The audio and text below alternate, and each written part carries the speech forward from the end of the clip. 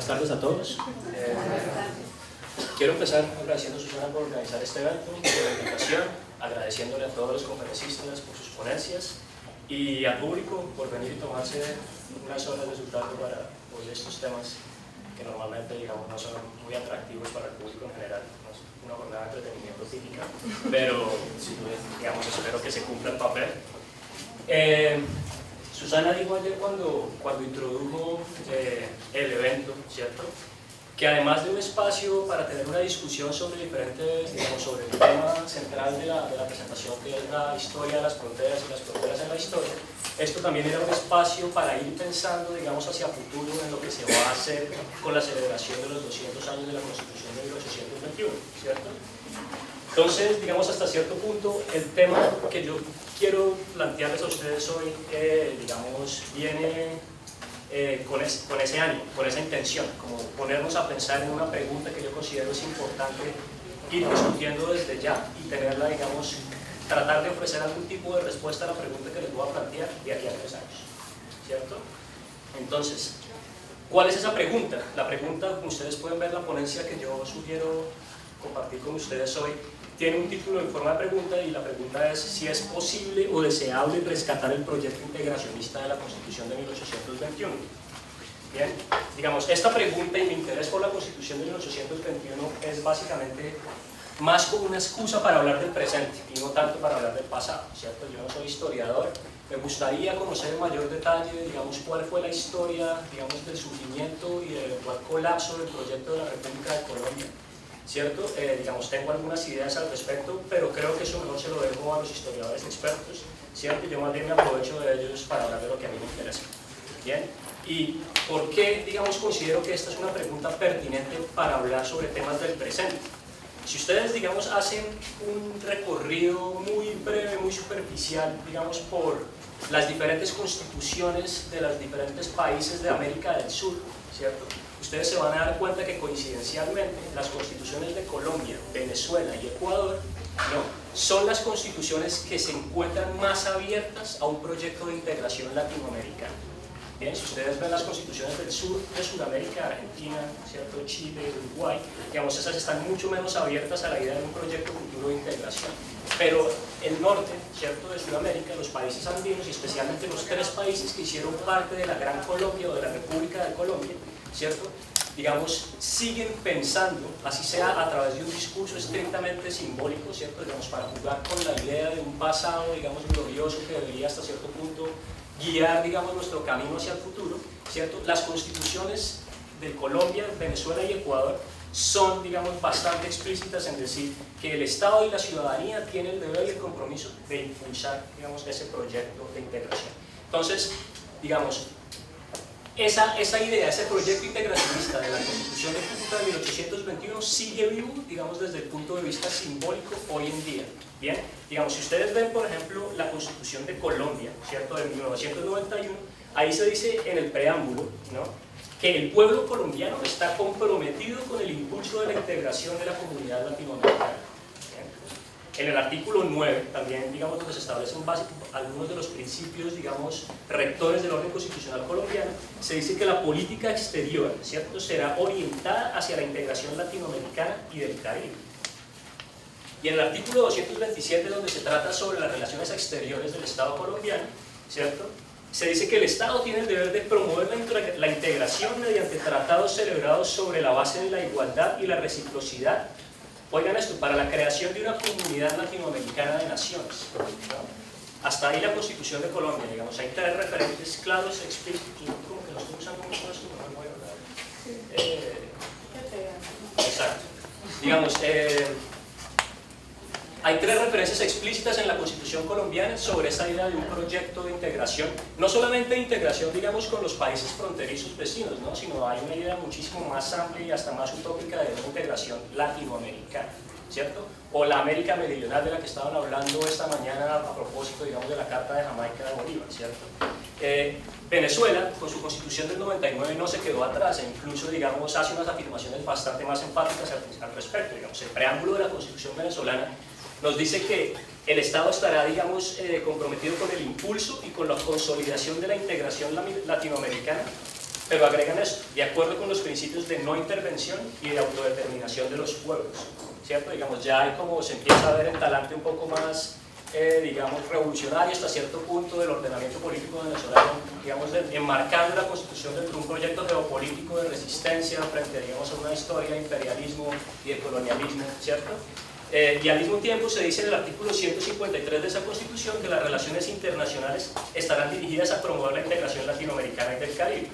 Por último, la de Ecuador, también en el preámbulo, dice que el pueblo ecuatoriano, digamos, ratifica su deseo de construir un país democrático comprometido con la integración latinoamericana, y se refiere a esta integración latinoamericana de manera explícita dentro de la Constitución como el sueño de Bolívar y el sueño de Alfaro, ¿no?, de los cuales también estuvieron hablando esta mañana.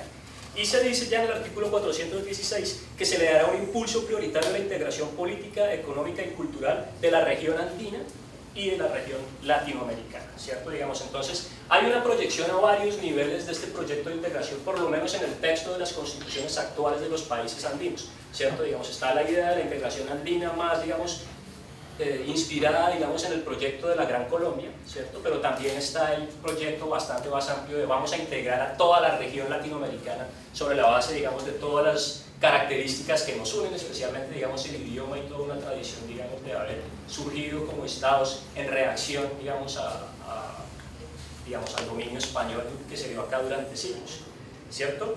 Entonces, estas cláusulas de las que les estoy mencionando de integración que se encuentran en las constituciones latinoamericanas, digamos, nos permiten pensar, ¿cierto?, que por lo menos desde el punto de vista jurídico las puertas están abiertas, ¿cierto?, para iniciar ese proceso de integración.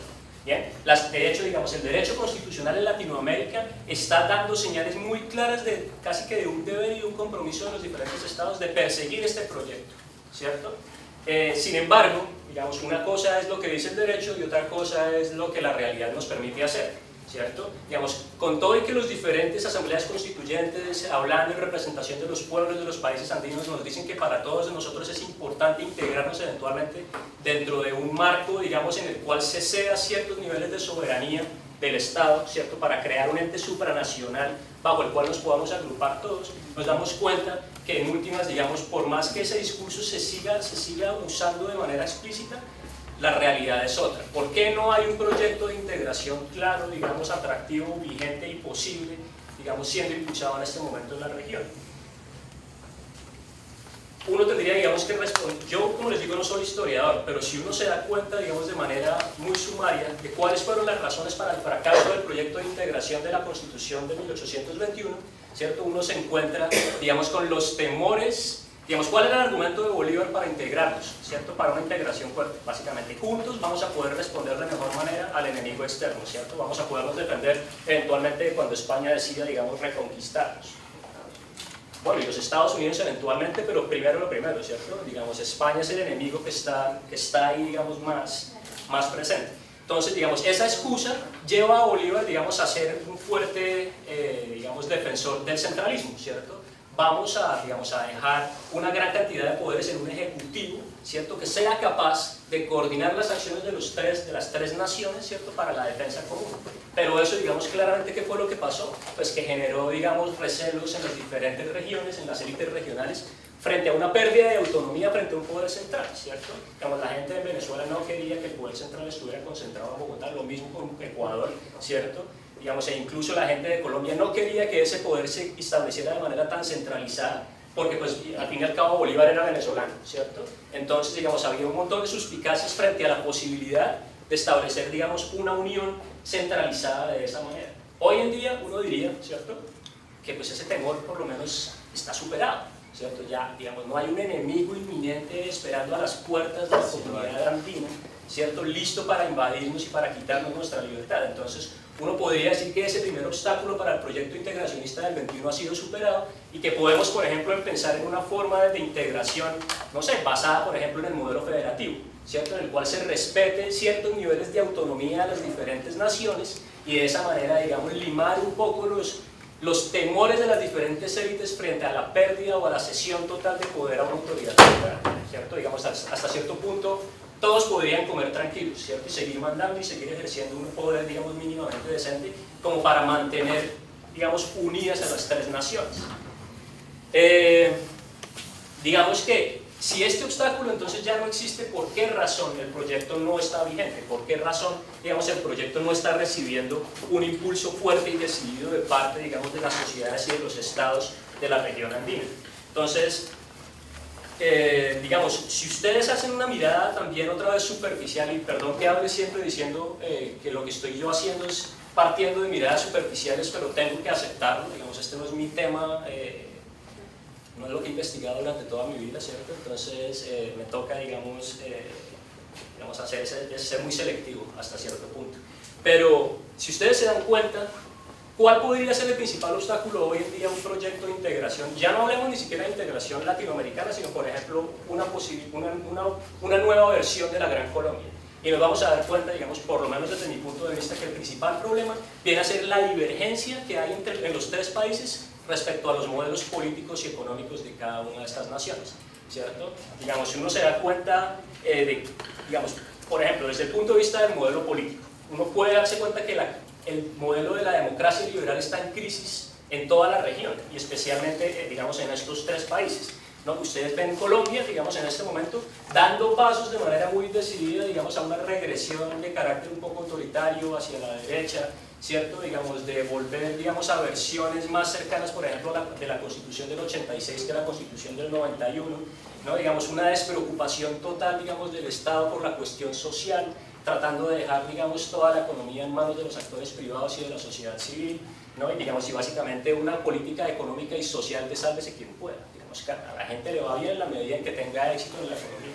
¿Bien? Mientras que en Venezuela tenemos una posición radical completamente tirada hacia el otro lado, donde básicamente es el Estado el único actor que debe tener, digamos, algún tipo de vigencia, y la sociedad civil y los particulares están totalmente relegados, digamos, de ejercer hasta cierto punto acciones autónomas, por ejemplo, para generar riqueza, ¿cierto? O para, digamos, también para participar de manera democrática en la política del país.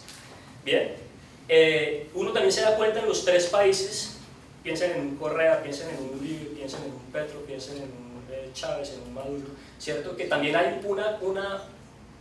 hay una característica común que hasta cierto punto juega en contra del proyecto de integración, y es también un estilo de liderazgo político, digamos, basado en modelos populistas y nacionalistas, ¿cierto? Entonces siempre estamos viendo constantemente que la política de la región se volvió una política de caudillos, de grandes líderes, de grandes demagogos, ¿cierto?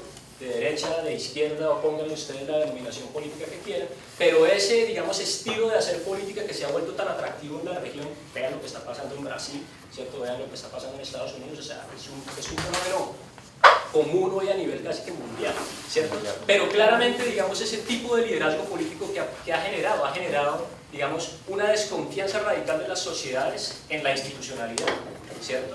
Y esa crisis de la institucionalidad no solamente se ve reflejada, por ejemplo, dentro de los estados, ¿cierto? A nivel interno, sino piensen ustedes, por ejemplo, en las instituciones supranacionales que existen hoy en día, ¿no? Piensen ustedes, por ejemplo, un ejemplo perfecto es la historia de UNASUR, ¿cierto? UNASUR, ¿bien? Es una forma, digamos, de impulsar esos deberes que les imponen las constituciones andinas a los estados de impulsar la integración, pero, digamos, basado en un modelo político y económico muy afín, digamos, a Venezuela, por ejemplo, ¿cierto? Mientras que, no sé, vean ustedes, por ejemplo, la crisis de la OEA, ¿no?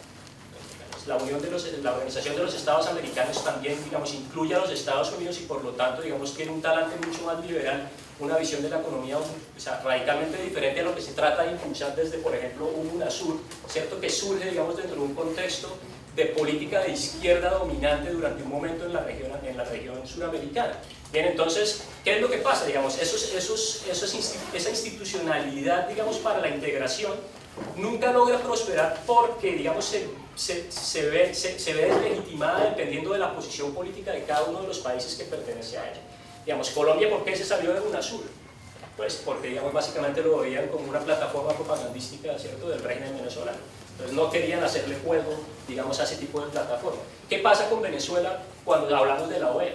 ¿cierto? Digamos, Venezuela constantemente está negando la legitimidad de la OEA, ¿cierto? Como institución, y miren ustedes también la dificultad que ha tenido la misma OEA para imponerle, por ejemplo, a Venezuela la Carta Democrática, ¿cierto? Sanciones, digamos, de algún tipo por desviarse de los fundamentos mínimos de un orden democrático que supuestamente, a los cuales supuestamente Venezuela se comprometió. Bien, entonces, digamos, por un lado tenemos que la divergencia en los sistemas políticos de los países de la región está jugando en contra de la posibilidad real de un proyecto de integración. Bien, al mismo tiempo, digamos, los modelos económicos apuntan en la misma dirección. Vean, por ejemplo, ustedes la CAN, ¿cierto? La CAN fue una institución, digamos, una de esas instituciones de integración económica que durante mucho tiempo, digamos, lograron hacer grandes avances en la creación de un mercado común, bien, y la reacción, digamos, de Venezuela, digamos, diciendo este es un tipo de integración económica que no está, digamos, que no permite avanzar, digamos, en la concepción de la economía que tenemos nosotros acá en Venezuela dentro del marco de la revolución bolivariana, ¿cierto? Entonces, básicamente, ¿qué hace el gobierno? Pues dice, corto los lazos con esta organización y reduce, digamos, sustancialmente la posibilidad de una integración económica y de la creación de un mercado común, hasta el punto, digamos, que la CAN hoy en día pues, está condenada a la irrelevancia, digamos, hasta cierto punto. Entonces, digamos que estos fracasos de instituciones supranacionales como la UNASUR, como la OEA hasta cierto punto, o como la CAN, digamos, nos muestran que por más que el derecho constitucional de la región esté pidiendo a gritos y proclamando discursivamente que la integración es deseable y que debemos buscarla, ¿cierto? Las realidades empíricas de digamos, de la lucha política y económica al interior de los diferentes países de la región está jugando en contravía, digamos, de este tipo de proyecto.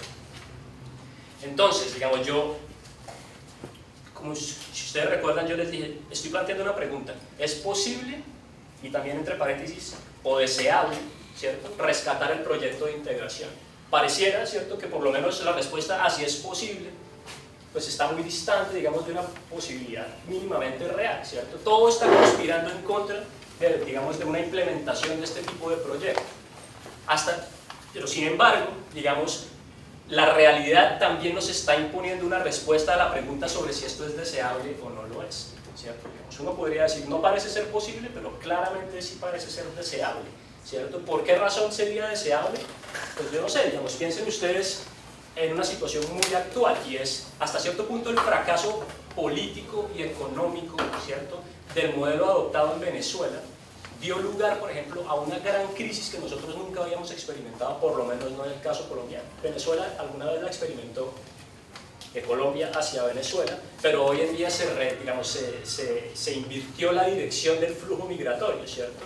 Y hoy en día, digamos, el fenómeno de la migración venezolana nos ha puesto a pensar otra vez sobre si es deseable, ¿cierto?, empezar a tomarnos en serio la idea de recuperar este proyecto integracionista que alguna vez fue tan importante para gente como Bolívar o como gente como Alfaro, como lo dice la misma, digamos, Constitución ecuatoriana, ¿cierto? Digamos, ese flujo migratorio, la crisis de la migración que se está generando en Venezuela, nos pone a pensar a nosotros en dos tipos de preguntas. Primero, ¿cuál es la responsabilidad que tienen los estados como Colombia, por ejemplo, como Ecuador, como Perú, o todos los otros países que están recibiendo ese flujo migratorio, ¿cierto? ¿Cuáles son las obligaciones que tienen esos estados frente a los migrantes venezolanos, ¿cierto? Y la segunda pregunta es, ¿qué pueden exigir los migrantes venezolanos en estos nuevos lugares en los cuales están siendo recibidos, ¿cierto? Entonces, digamos, básicamente la situación, la crisis migratoria venezolana, digamos, nos ha puesto, digamos, otra vez en la agenda de discusión un tema que alguna vez discutió una teórica política que se llama Hannah Arendt, ¿no?, que ella dijo en algún momento, digamos, después de la Primera Guerra Mundial, al ver, digamos, cómo diferentes grupos nacionales terminaban migrando, ¿cierto?, y perdiendo, digamos, la protección dentro de los estados-nación, y, digamos, cuando salían de ese estado-nación, ¿cierto?, no tenían una nacionalidad, una ciudadanía que les permitiera, digamos, reclamar sus derechos. Digamos, la idea de derechos humanos, muestra Hannah Arendt, no es nada sin una ciudadanía concreta. Digamos, el ser humano no existe, el ser humano es una figura genérica, ¿cierto? Y solamente se concretan esos derechos humanos cuando ese ser humano es además venezolano o colombiano, ¿cierto?, o hace parte de la Unión Europea. O sea, pertenecer a una comunidad política, tener una ciudadanía, es la que nos permite exigir nuestros derechos. Entonces ustedes ven, por ejemplo, qué pasa con la gente que está llegando de Venezuela a Colombia, ¿cierto? Pues básicamente están llegando a un país del cual no son ciudadanos y por lo tanto no tienen la posibilidad de reclamar ningún tipo de atención que les permita, por ejemplo, tener un mínimo de vida digna, ¿cierto?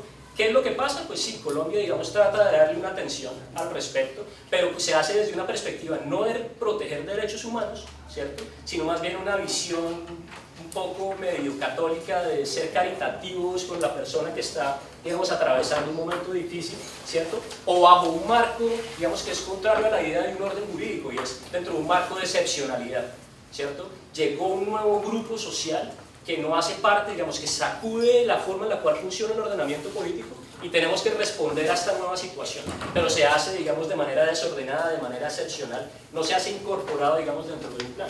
Entonces, digamos, hasta cierto punto, uno diría, la condición de los venezolanos migrantes hoy en día sería otra en la medida en que existiera, digamos, ese proyecto de un ente supranacional que les permitiera a ellos decir, está bien, yo soy venezolano, pero también hago parte, por ejemplo, de esta gran república de Colombia que alguna vez imaginó Bolívar, ¿cierto? Y de esa manera, digamos, soy ciudadano de una comunidad política más amplia que me permite exigir derechos y no simplemente venir a rogar, digamos, por su ayuda, ¿cierto? En una situación, digamos, de clara violación de los derechos humanos. Entonces, digamos, a lo que voy con esto es, las condiciones de posibilidad de un proyecto de integración están bastante, digamos, confusas. Pero claramente la pregunta sobre si es deseable, digamos, pareciera hacerse evidente, por lo menos desde el punto de vista de esta crisis de la migración venezolana. Ahora, como uno no puede dejar las cosas así, ¿cierto? Como sí queremos pero no podemos, tenemos que buscar más bien cuáles son las luces que hoy en día se abren para explorar este tipo de proyecto de integración. Y yo quisiera sugerir uno, digamos, con mi sesgo de abogado. Si ustedes, no sé cuántos de ustedes están familiarizados con el Sistema Interamericano de Derechos Humanos. Bueno, ustedes saben, digamos, que hay una Corte Interamericana de Derechos Humanos con sede en Costa Rica, ¿cierto? Y hay una Comisión Interamericana de Derechos Humanos con sede en Washington, ¿cierto? Que se encarga, digamos, de llevar, situaciones de derechos humanos y someterlas frente a la Corte, ¿cierto? Este sistema, si ustedes, no sé cuántos de ustedes lo sepan, hace parte de las constituciones de Latinoamérica y, digamos, incluso de los Estados Unidos, ¿cierto? Estos tratados de derechos humanos que se firmaron entre los estados de América Latina, ¿cierto? Tienen una parte, son una parte principal de las diferentes constituciones del país. A eso en Colombia se le conoce como el bloque de constitucionalidad, ¿cierto? Digamos, básicamente, los tratados ratificados legítimamente por el Congreso colombiano, ¿cierto? Los tratados internacionales de derechos humanos se toman como si fueran parte integrante de la Constitución y por lo tanto es posible reclamar la protección de un derecho no con base en la Constitución o en la ley colombiana, sino en esos derechos internacionales, en esos derechos, digamos, establecidos en tratados internacionales. Y si ustedes se dan cuenta, la Corte Constitucional colombiana ha venido usando esa figura, ¿cierto? Digamos, que está estrechamente vinculada con el Sistema Interamericano de Derechos Humanos para proteger de los derechos humanos a los migrantes venezolanos, ¿cierto? Digamos, Colombia, al hacer parte de este sistema, se compromete frente al resto de la comunidad latinoamericana a proteger esos derechos humanos de personas que no necesariamente tienen la ciudadanía colombiana. Bien, entonces uno ahí puede encontrar hasta cierto punto, digamos, un germen, ¿no? Algún tipo de germen, digamos, de un proyecto de integración que se pueda, digamos, eventualmente, digamos, expandir, ¿cierto? O consolidar en la región latinoamericana, digamos, hasta cierto punto. Los derechos humanos se están convirtiendo en un lenguaje común, ¿cierto? Digamos, es una cultura que hoy compartimos todos en América Latina. Claro, pues es evidente que Latinoamérica, digamos, es una de las regiones con mayores índices de violaciones de los derechos humanos. Pero eso, digamos, no obsta para que la gente, digamos, se haya familiarizado con ese discurso, ¿cierto?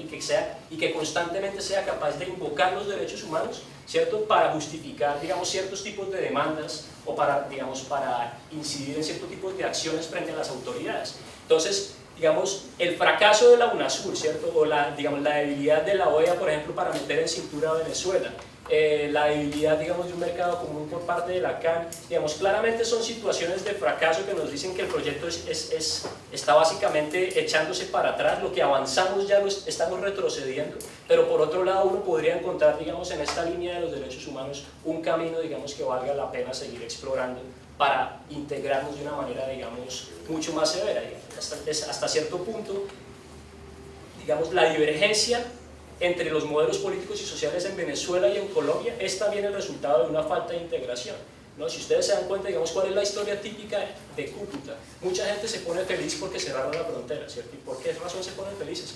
Porque si cierran la frontera ya no dependemos más de Venezuela, ¿cierto? Ahora tenemos que empezar a mirar hacia adentro, vamos a integrarnos a Colombia, que es el país al cual supuestamente pertenecemos, y pues con Colombia tenemos las reglas claras, ¿cierto? Venezuela en cualquier momento cambia las reglas, se cierra la frontera y toda la actividad social y económica en la frontera, digamos, se mueve.